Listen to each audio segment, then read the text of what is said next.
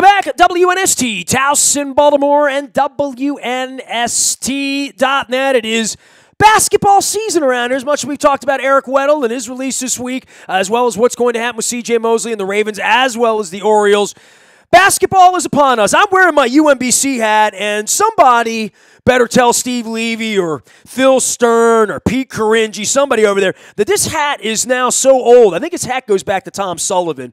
But like I've washed it so many times, it has like wrinkles in it and stuff now. So I got to get a new hat. I got Retriever Fever. The game's 1 o'clock on Saturday against Albany. It's playoff time.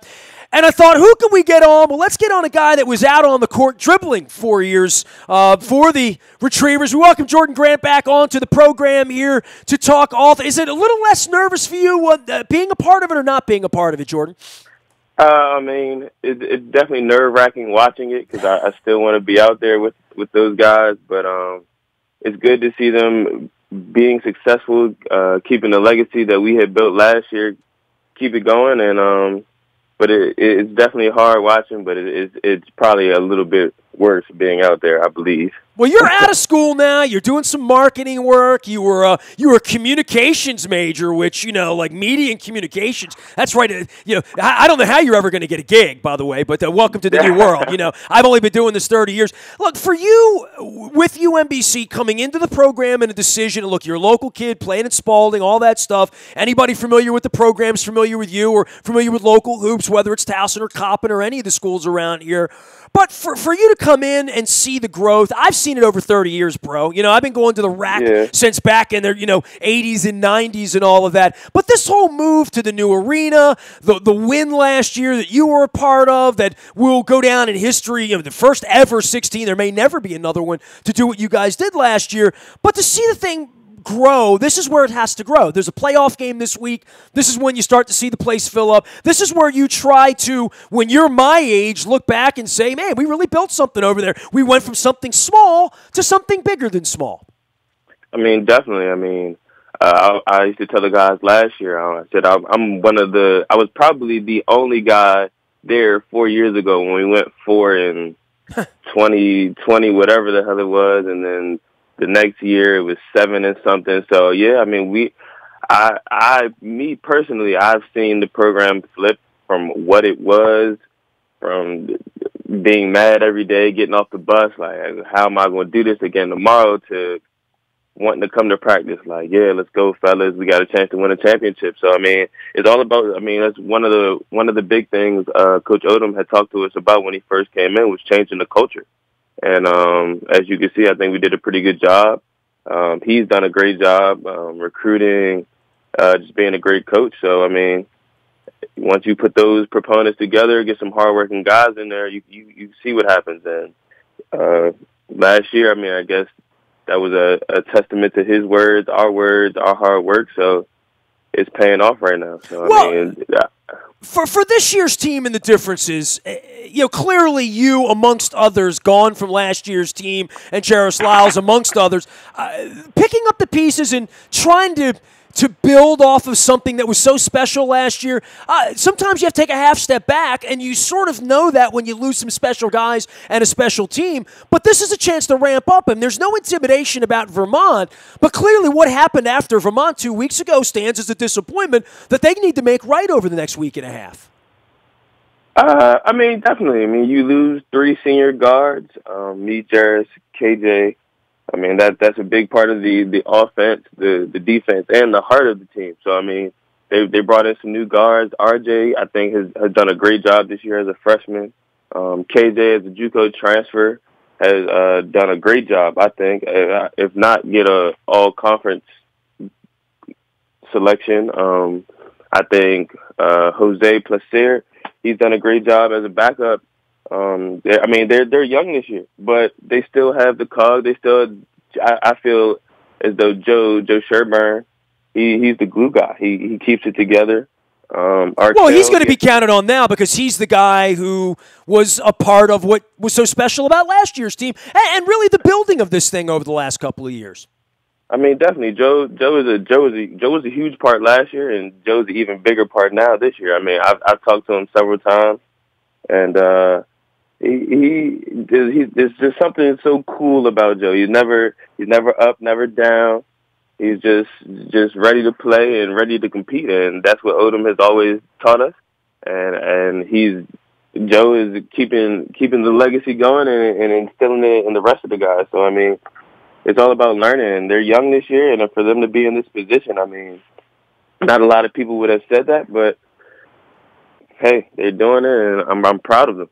Honestly. Jourdan Grant is here, a former UMBCer now on the, what are you doing with your real life? I love hearing when, the guys are out in the real world, because you go to UMBC, you're there for the education, I mean, you weren't there thinking you were playing 10 years in the NBA. You were going there to do what you're doing, and, I mean, you had a wonderful experience there, and now you're calling in on behalf of UMBC. We got to play. I mean, you take some great pride in what you did there, and also I'm sure when you're out looking for a job, you're like, hey, I was on that UMBC team. That's not a bad conversation starter, bro. I mean, honestly, I don't even bring it up in work situations and in any interview situation I go into. But I mean, it just happens to pop up. Obviously, I mean, everybody looks at my resume, they see like, oh, you play basketball. So I mean, it's a good thing to have. I mean, I'm definitely proud of what we did last year. I mean, that will, everybody tells me that will forever be history. So, I mean, it means a lot to me. Definitely means a lot to the rest of the guys I know. And, so right now I'm working at a marketing firm. I also work with... to ask young people, what gets you up in the morning, keeps you awake at night trying to fix things? So, Lawrence International is ran by Matt Lawrence. He used to play for the Ravens about 6 or 7 years ago. I know Matt a little bit, yeah. Yeah, Matt. So he came from UMass. I met him last year through my girlfriend, actually, and he's been great. What we do is we've created a campaign called Do the Impossible, which I can attest to, or at least try to attest to. And we go out to inner city Baltimore middle school and high schools, and we basically go in and take over their PE class. And we usually run like a basketball clinic, a football clinic, and we sit them down and we allow them to engage with us, because they don't have those opportunities to talk to Division I athletes, pro athletes every day. So we give them that opportunity to say, hey, what questions do you guys have about how I got here and how you can get here, even though you're in a tougher situation. So it's always about giving the kids more education, because they're our future. So giving them any tool that we didn't have back at that time, at that age, and letting them know that it's serious, like that sports the ball will not bounce forever. That's what we're trying to instill in these kids. I mean, we're trying to get that, okay, yes, you want to play for the team, but you also want to own it. So that's definitely one of the biggest things. And it's fun. About like a month ago, we went down to the UA house and had a bigger version. It was about 100 kids, and we connected with what is it called? Living Classrooms Foundation. Yep. That's my partner here. See, you are becoming a real Baltimorean. See that? Right. So So we went down there. We partnered with them. We had a great time. We're definitely looking to do it with more schools coming up. So.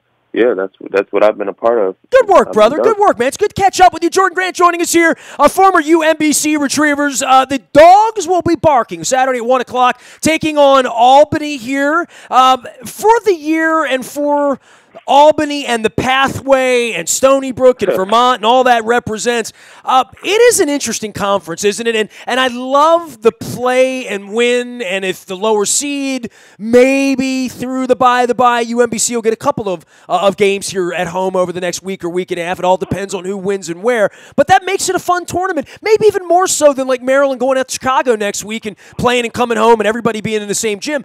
There's something nice about winning and maybe even having to get on a plane and go up to Burlington and pull it off the way you guys had to last year, right? I mean, I guess the team has felt comfortable facing Vermont. I guess we started that off last year. Stony Brook is pretty good this year. Albany is always a tough one. We can't look past them. I think that'll be a great game on Saturday. Always well coached. And I mean, I think we have a great chance. I mean, as long as we play well, the guys are ranked highly on defense. So I mean, as long as we play defense and make some shots, we'll be fine. But a home game in the playoffs is definitely a big advantage. I mean, we've seen it in the past. We know up in Vermont that gym gets packed. We know. I haven't done that but before, by the way. You've done it a couple times. That looked like an incredible environment. I mean, I've been a part of it at the Rack, back in the day. Last year you guys had, your game as well, but to go into someone else's gym like that and beat them, I don't want to put it on par with beating Virginia, but there was something about the environment there that probably you'll remember that as much as you'll remember the Virginia game, right? So if you ask some of the guys on the team now, like Nolan, some of the guys that have been around longer, Joe Sherburne, Sam Schweik, they will tell you that Vermont game means more, or was more electrifying, or more just gratifying because of what Vermont has been to the conference. How many times we've played Vermont and have struggled, and for us to finally get over that hump in Burlington, and it hasn't been done in a while. So I think for me as well, I think Vermont really means a lot to me because that's a conference championship. That's something that I have said I wanted to do since I got to UMBC. But I think Vermont is definitely the bigger win for me in that situation, but I think Virginia was just the icing on top. Dude, don't be a stranger around here. Come back, talk some basketball with us anytime. Jourdan Grant joining us here, UMBC alum, although he'd love to go out and dribble this week. His eligibility is up. He's out doing the media and communications thing and still has retriever fever. The game is Saturday at 1 p.m. It's at the UMBC Event Center. We hope to see everybody over there. Tickets are available. Come on out. Bring the family. Hope the weather's good. Catonsville's always lovely. And if you haven't been to the new gym, come on out. Wear a little black and gold rocket. And if anybody sees Phil Stern or Pete Caringi or Steve Levy or anyone over there, let them know I need a new hat. My hat's kind of falling apart, so I'm going to pick one up on Saturday. Jourdan, good having you on, brother. Take care of yourself, all right? We'll see you Saturday. Thank you for the opportunity. See you then. You got it, Jourdan Grant. Archbishop Spalding, where I covered some mistletoe games 30 years ago on the girls' basketball side, way back in the day when I was working at the Baltimore Sun. Nasty at WNST.net finds me. You can also find me on Facebook and Twitter and LinkedIn and Snapchat and Instagram and all the places that the kids are hanging out. We also podcast out in the buyatoyota.com audio vault 24 hours a day from anywhere in the world on your mobile device. I am Nestor. We are WNST.net, AM 1570, and WNST, Towson, Baltimore, and we never stop talking Baltimore sports.